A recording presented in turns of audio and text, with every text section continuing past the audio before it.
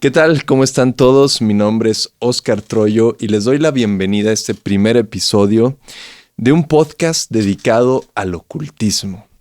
Entendiéndonos por ocultismo, toda aquella doctrina, filosofía, entendimiento del universo que por muchos años se consideró prohibido y que ahora pues ya no cabe esa prohibición, porque aspira este conocimiento justo a elevar nuestra conciencia, a elevar nuestro entendimiento de nosotros mismos a través de un espejo con el universo. Dentro del ocultismo entra la magia, la astrología, la cábala, la meditación, ciertas doctrinas del yoga y en fin, muchas cosas que espero en estos pequeños capítulos ustedes disfruten muchísimo. Para iniciar, para cortar el listón, tengo aquí un querido amigo y que también ha sido mi terapeuta, Mario Castelán, astrólogo, terapeuta de flores de Bach y sobre todo una persona muy consciente que observa. Yo creo que esa es la clave de las personas que vamos a estar invitando, seres que observan más allá de lo visible, diría más allá de lo tangible, pero es que también la energía llega a un punto en el que es tangible. Mario, bienvenido. Wow, pues muchas gracias, Oscar, por esta invitación. Y bueno, pues, ¿qué te puedo decir con respecto a esto que me estás diciendo del ocultismo? Me invita a preguntarme qué es lo que ha de ser ocultado, ¿no? O sea, ¿qué es lo que queremos ocultar? ¿Por qué querríamos ocultar algo? Y lo primero que se me vino a la mente fue la luna. O sea, y desde la parte astrológica, ¿no? Se oculta lo que es frágil, yo creo.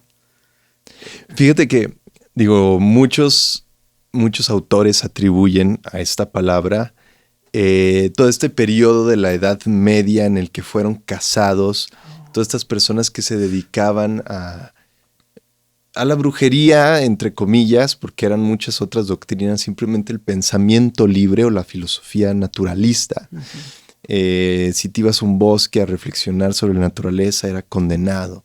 Si hablabas de otra cosa que no fuera Dios, era condenado. Entonces se empezaron a armar grupos como los masones, como los rosacruces, como muchos otros, que empezaron a resguardar libros o conocimientos antiguos, preisraelitas o hinduistas o de otras doctrinas en Europa, y a preservarlos para mantener vivo esta búsqueda de uno mismo a través de otras doctrinas que no era la Iglesia Católica fundamentalista, ¿no? Sí, claro. Entonces ahí pues podemos hablar de un resguardo, ¿no? Lo oculto se resguarda porque es valioso, pero también porque necesita un tiempo de germinación, ¿no? Como una semilla. Las semillas, pues, no sé, a lo mejor existen semillas que explotan en el aire y ahí echan raíces. Es muy probable, no lo sé, la verdad. No identifico algo así, pero pensamos en una semilla abajo de la tierra y que se queda ahí el tiempo que es necesario. Y incluso parece que muere, pero está de repente congelada, ¿no? Y un día, pum, sale ahí, nos salió un árbol. Por ejemplo, nosotros en la casa nos salió un árbol en una maceta. Y que está dentro de la casa, ¿no? Y era de cómo es posible que haya salido un árbol aquí.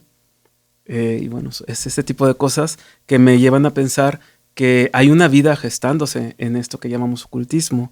Y como tú dijiste, parece ser que ahora que estamos en la famosa era de Acuario, ¿no? Que Acuario representa el salirnos de las estructuras limitantes, de las estructuras que si bien nos ayudan a crecer y a poner escalones, llega un momento en donde ya no dan más, ¿no? Hay una semilla ahí que está gestándose que tiene que ver con que ya no es tan frágil también, ¿no? O sea, podemos tú y yo estar hablando aquí de esto, de astrología o de masonería o yo qué sé, de lo que se nos ocurra. Hay muchísima más información gracias al internet, que también es muy acuariano. El internet llega rápido mucho a todos, es lo que le importa a lo acuariano, ¿no? Que todos sepan rápido algo. Y antes pues no teníamos la posibilidad de saber rápido las cosas. Tendríamos que ir a una biblioteca, tendríamos que ir con un gran maestro que estudió bla, bla, bla, o las sectas, por ejemplo, ¿no? Como muy ocultas. Y ahora hay mucha información, entonces cada persona puede ir haciéndose su propio criterio sobre las cosas. Y insisto, este ocultismo, como dices que hay un listón que se está cortando, pues a mí me gustaría, dentro de esto que estamos platicando, como imprimir conscientemente una energía de que ese cordón que se corta es un cordón, este listón que se corta es un cordón que nos lleva a la libertad, pues. Sí, o sea, a la libertad de poder hablar lo que queramos. Y quien esté o no esté de acuerdo simplemente expresa su opinión, ¿no? Pero no va y calla y dice malo porque no crees en lo que yo creo. Es simplemente cuestionémonos en qué creemos, en qué no creemos, cuestionémonos nuestra vida, cuestionémonos lo que llamamos realidad, cuestionémonos nuestros pensamientos y en ese cuestionamiento viene la observación. Porque si no me cuestiono no puedo observarme. Si no me cuestiono voy a querer ver siempre lo mismo. Y si no observo, no cuestiono. Y si no observo, no cuestiono. Exactamente. Entonces es como, no hay un camino definido, es algo que yo creo. No existe un único camino. Tal vez para otras personas sí, pero en mi experiencia personal no hay un camino a seguir al pie de la letra. Justo mencionas un punto que se me hace bien interesante.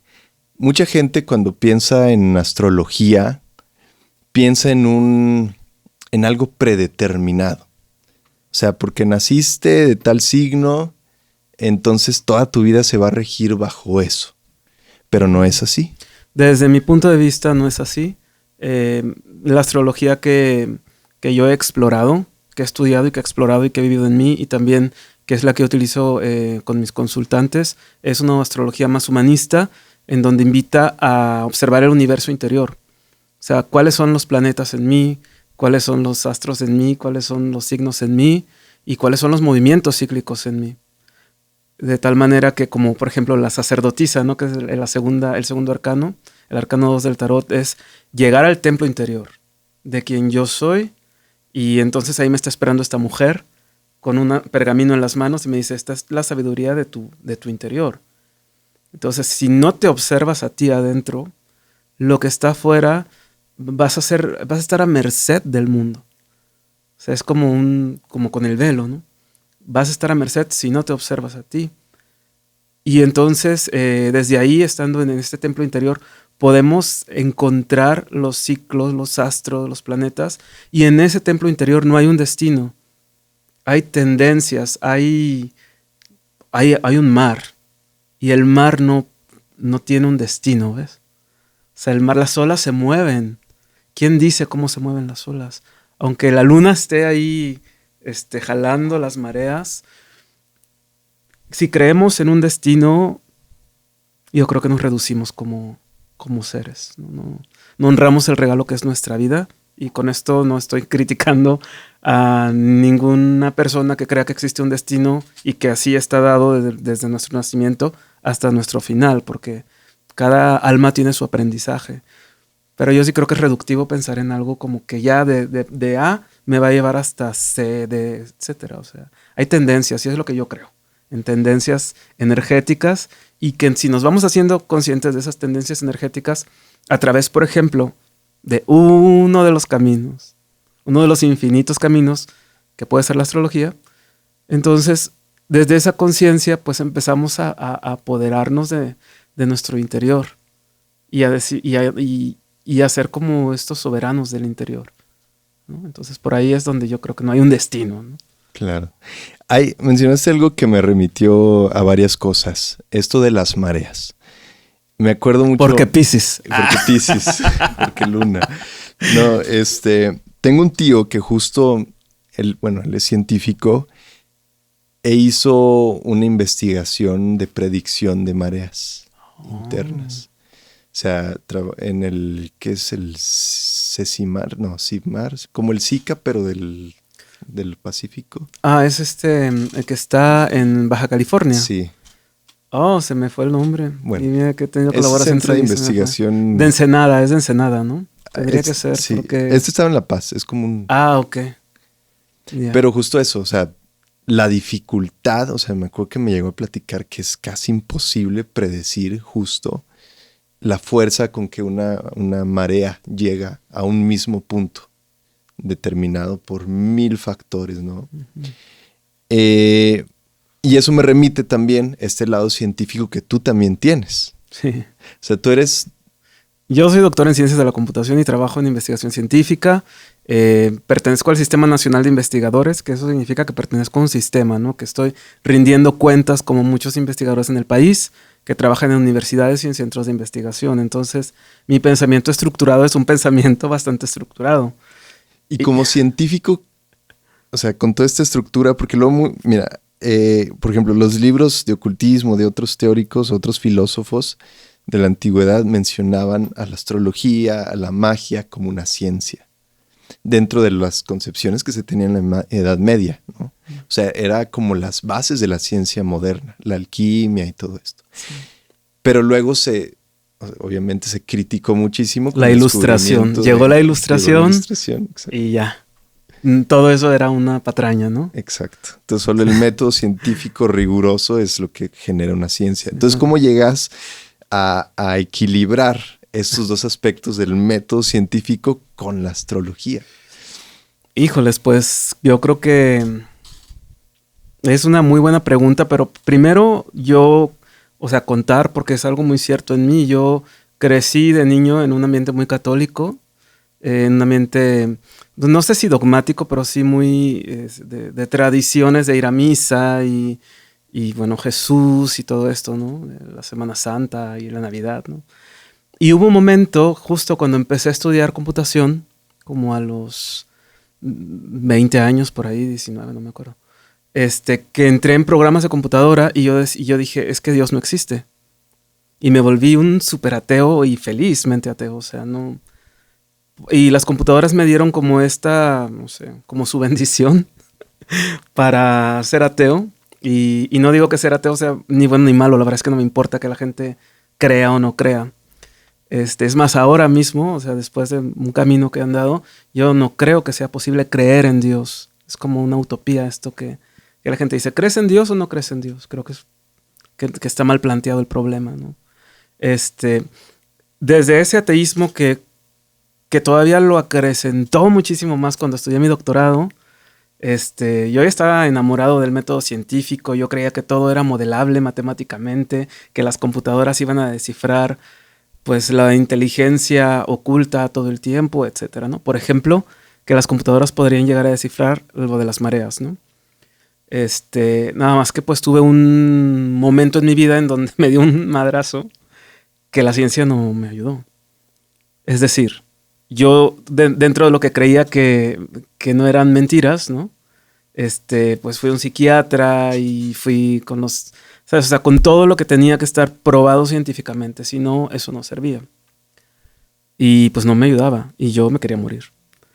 Entonces ahí fue cuando dije, ok, ¿qué tal si existe cualquier otra cosa que no me dé cuenta, ¿no? Oculta. Que a lo mejor hay otra posibilidad que no me la dé la ciencia. Y ahí empecé mi camino de búsqueda de algo más para sanar. Y en ese camino, que yo creo que no soy el único que ha tenido un golpe en la vida, que lo ha llevado a replantearse las estructuras. Yo creo que tú mismo lo has vivido. Creo que muchas personas que están en la búsqueda de su propia verdad, no de una verdad universal, sino de su propia verdad, es porque han tenido algo que les cimbró sus cimientos. Y bueno, pues desde ahí, creo que ahí empecé, no sé si a equilibrar, pero sí a no callarle la voz a lo que no era ciencia, ¿ves?